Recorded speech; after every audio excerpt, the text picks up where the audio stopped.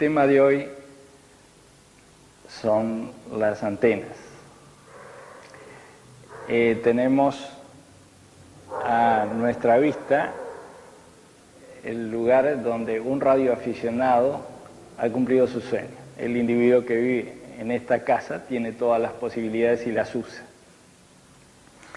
En detalle vamos a ver que en la parte más alta tiene una antena para VHF, con perdón de la palabra, y está utilizando un dipolo enfasado. Del otro lado tiene una antena también de VHF, cuyo nombre es Slip-Sim, o para nosotros conocido cuchuflito, muy usada en 2 metros. Estas dos antenas necesitan perentoriamente y dependen fundamentalmente de su altura para conseguir el alcance. No es así en el caso de las antenas de VHF, que vamos a ver en detalle partiendo de esta antena, que es una B corta invertida con cable coaxil de alimentación, con un balun. Además tenemos aquí otra antena, una slooper, o sea, una antena inclinada, que está utilizando 2 jaulas a los efectos de simular un largo mayor que el físico. Y por fin tenemos un dipolo alimentado con línea abierta, lo que permitiría en este caso un funcionamiento multibanda. Para entrar en el jack de transmisión está utilizando también coaxil. A los efectos de que eso se cumpla y no tener problemas, le han colocado un balun.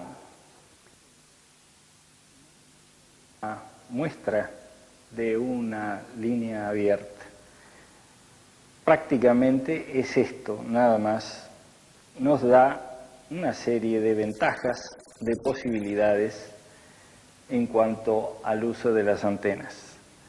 Como pueden apreciar, son aisladores de madera, de plástico, que están atados con alambre a los efectos que no se desplacen. Pueden ser más separados ambos alambres o un poco menos. La diferencia estriba en que tienen una impedancia más alta o una impedancia más baja. El funcionamiento es exactamente el mismo. Alimentando una antena con este sistema nos permite hacer la antena más liviana, ya que el coaxil es más pesado, la posibilidad de hacerla más económica, ya que esto, por ser artesanal, tiene un costo despreciable, y fundamentalmente tener una mejor condición de rendimiento, porque no hay las pérdidas por inserción que tiene el coaxil, sobre todo en frecuencias altas, o sea, después de los 14 megaciclos. Tiene la virtud de que al utilizar este tipo de línea uno puede hacer funcionar la antena en varias bandas y sobre toda la banda con un funcionamiento sin problemas de estacionarias, utilizándolo en el caso de frecuencias elevadas con un dipolo grande, por ejemplo, que fuera resonante en 80 metros, tiene un efecto colineal. Este efecto colineal permite una ganancia tanto en recepción como en transmisión, en determinadas direcciones, que produce un aumento en la potencia irradiada y produce un sensible aumento también en la... Tenemos la suerte de estar ante la presencia de un dipolo para 10 metros, real. La parte central, donde se unen ambas ramas, la salida del coaxil. Esto es comercial, no es imprescindible que sea hecho así. Puede ser hecho en forma artesanal y el funcionamiento es el mismo. Lo único que hay que cuidar es que el agua, cuando llueve, no penetre dentro del conector o eventualmente en diferentes partes del coaxil. Vamos a ir entonces a el extremo donde está el aislador de esta rama. Como podemos apreciar, la antena ocupa un lugar y la sujeción ocupa otro lugar. Eso hace de que haya una alta aislación en este punto. Pero también esto es un capacitor. Una parte del alambre de sujeción y la otra parte es la rama del dipolo. Esto más la atadura contribuye a que la longitud física sea más corta que el cálculo de la mitad justa de la longitud de onda. De ahí es que utilizando la fórmula de 142.5 dividido la frecuencia en megaciclos, nos va a dar con mucha aproximación un dipolo resonante. Eso es importante cuando alimentamos la antena con coaxil, ya que es imprescindible que esta antena sea resonante para que en este punto haya una impedancia que coincida con la impedancia del alambre coaxil que estemos utilizando. Vamos a sacar el conector para que ustedes puedan apreciar cómo es la construcción física. Este es un conector macho para cable 213 URG8. Este es el conector hembra que con el tipo de construcción del plástico hace que el agua de lluvia tienda a deslizarse por el lado de afuera y no penetre dentro del cable coaxil. De cualquier manera, es prudente que una vez que uno ha conectado este conector macho, darle unas vueltas de cinta vinílica a los efectos de que a través del tiempo esta aislación sea más... La antena de tipo dipolo alimentada con coaxil debería tener un volumen. ¿Por qué? Porque el dipolo es un elemento balanceado y el coaxil, que es una malla y un vivo en el centro, es un elemento desbalanceado. ¿Pero eso qué significa? ¿Que no va a transmitir porque no tenga el volumen? No, va a transmitir. Más aún, hay muchísimos, centenares, quizás miles de antenas que están en la misma situación, que para desconcierto de los que lo usan, piensan que quizás han descubierto que es un verso el que se tenga que poner volumen. En realidad, el volumen va a producir un diagrama de transmisión confiable o pronosticable.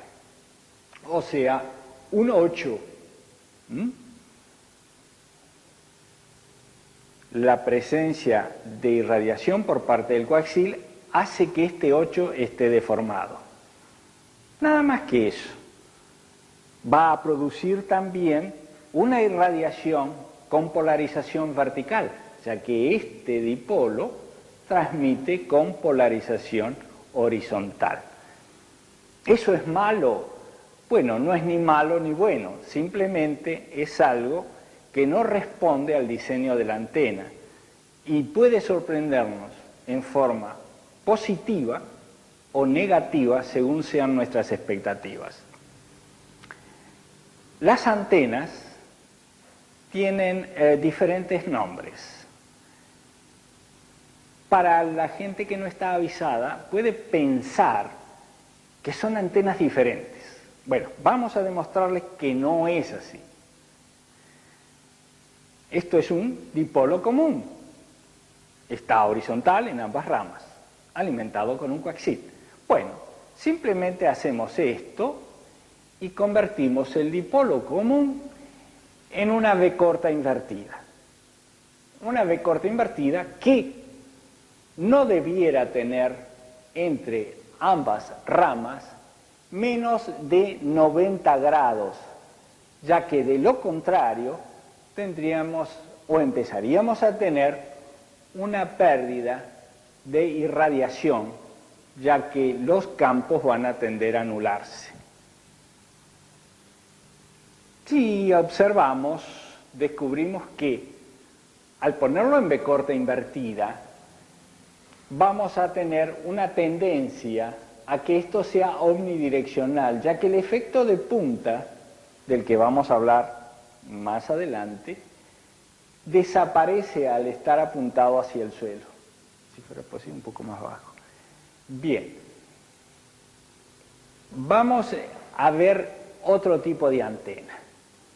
Si nosotros levantamos de un extremo y bajamos del otro extremo, hemos convertido nuestro dipolo en una slooper, o sea, una antena inclinada. Es la misma antena de media longitud de onda. ¿Qué características tiene?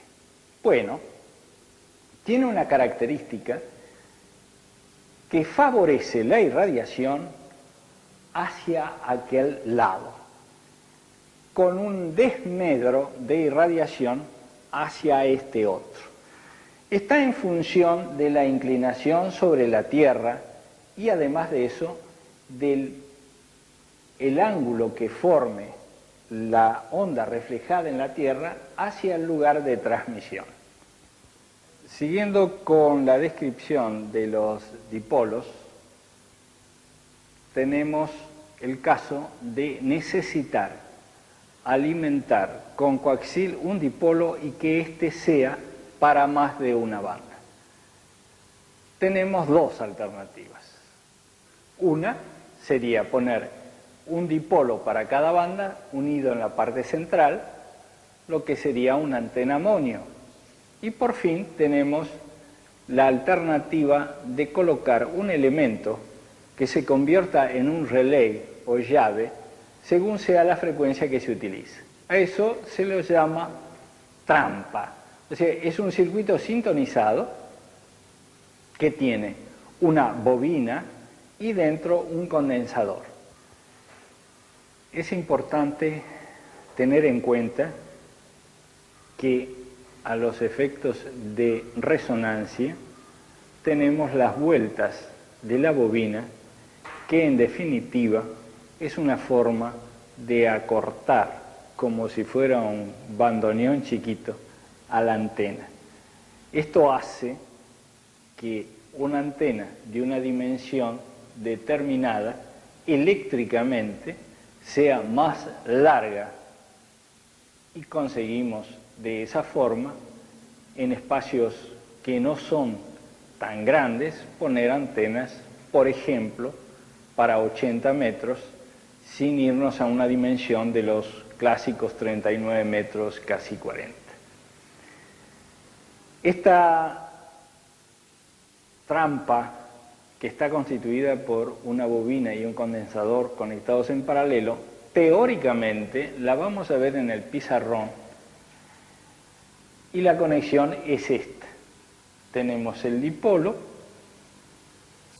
que continúa a ambos lados, la L que es la bobina y el condensador que está dentro de la bobina a los efectos mecánicos, simplemente para que mecánicamente sea más durable y esté protegido. Tenemos la posibilidad de poner este tipo de trampa en más de un lugar en el dipolo. ¿Qué conseguiríamos con eso? Conseguiríamos una antena que, alimentada con coaxil, pudiera funcionar en más de una banda. Fabricar estas trampas, que como se puede ver es algo artesanal, por lo tanto está dentro de las posibilidades de todos nosotros con un poco de habilidad hacerlo, si no, se pueden adquirir. No va a cambiar el funcionamiento y el rendimiento de la antena porque esto sea comercial o sea artesanal. Simplemente está el placer de hacerlo o la satisfacción de haber pagado para no trabajar. Si nosotros fabricamos una trampa para 10 metros para cada rama del dipolo, otra para 15, otra para 20 y así sucesivamente, podemos tener un dipolo alimentado con un coaxil y que nos sirva para todas las bandas. Podemos también preguntarnos si esa es la única forma de tener una antena multibanda. Bueno, indudablemente no es la única forma. Hay una variante sobre esto que es una trampa. La variante es esta simple bobina. ¿Qué objeto tiene? En este caso no se trata de interrumpir un dipolo para que funcione en una determinada banda y en otra más, sino para conseguir un acortamiento del dipolo y permitir de esa forma que en un terreno o en una disposición que no alcanza a tener el tamaño necesario, pueda uno poner una antena que sea resonante. Va a ser resonante siendo mecánicamente más corta por la utilización de bobinas de carga. Esto no es gratis.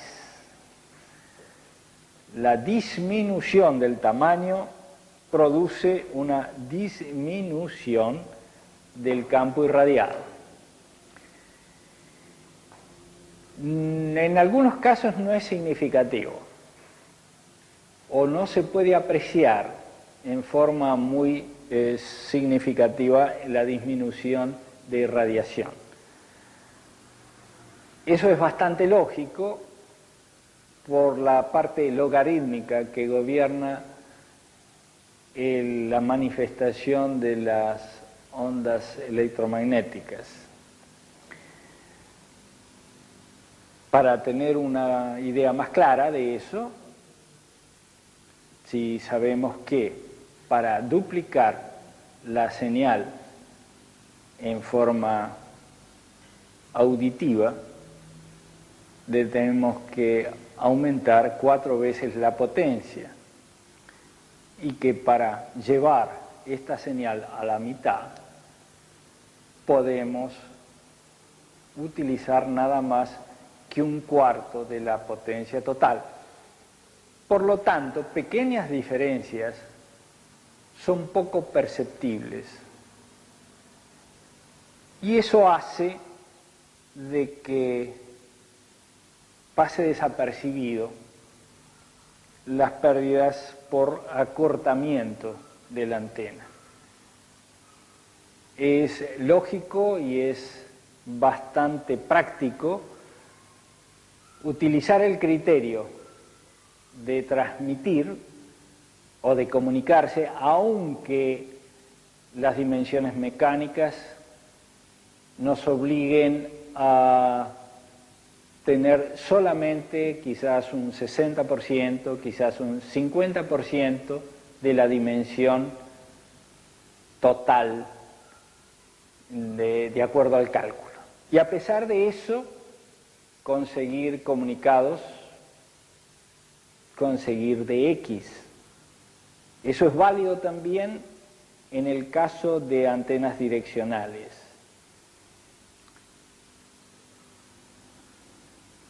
Tenemos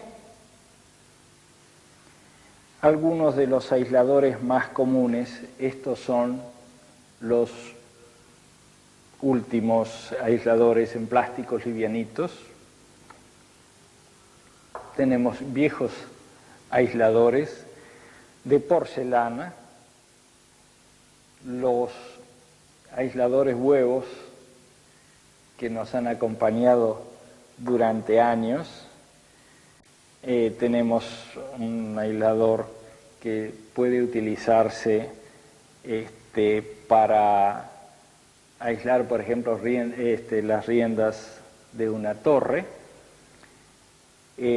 Por el hecho de cómo está construido, la destrucción del aislador no produce el que se interrumpa el trabajo de la rienda o que se caiga la antena.